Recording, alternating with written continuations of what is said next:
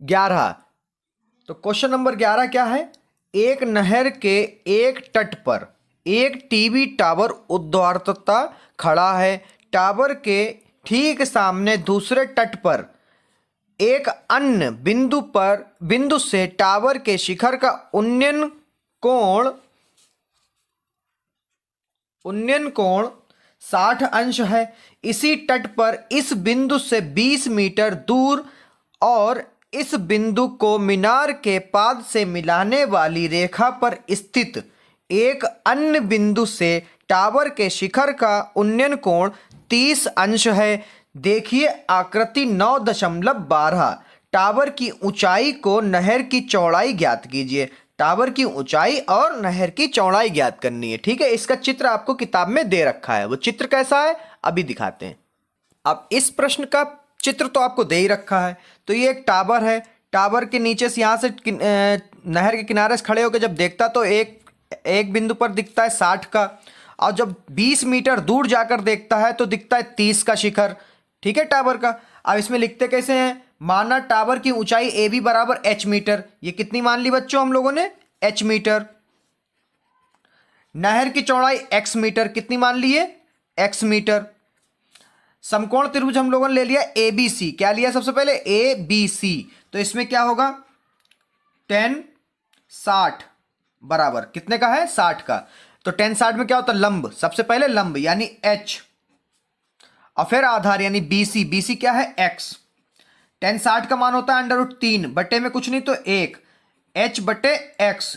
ठीक है, तो यहां पर हम लोग x का मान निकालेंगे तो क्या आ जाएगा? x बराबर h बटे क्या आ जाएगा? √3। ठीक है, समीकरण नंबर 1। अब चलते हैं हम लोग पूरे त्रिभुज पे जो 30 वाला है, ABD।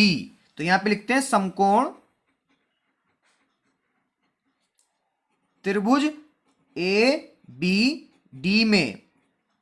ABD में क्या है? आधार ये दोनों जुड़ जाएंगे। ठीक है, तो 10 क्या है? 30। 10 30 बराबर।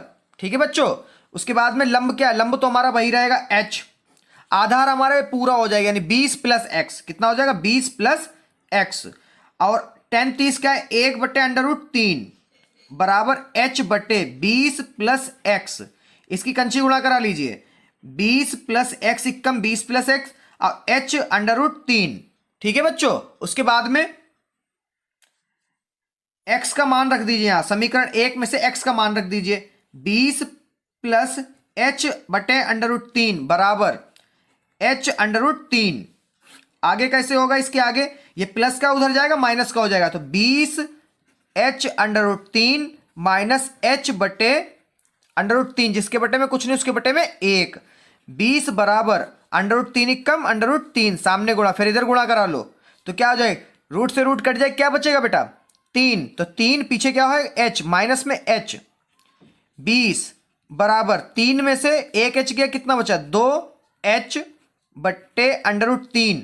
√3 की गुणा इधर करा दो। 20 √3 बराबर 2 h।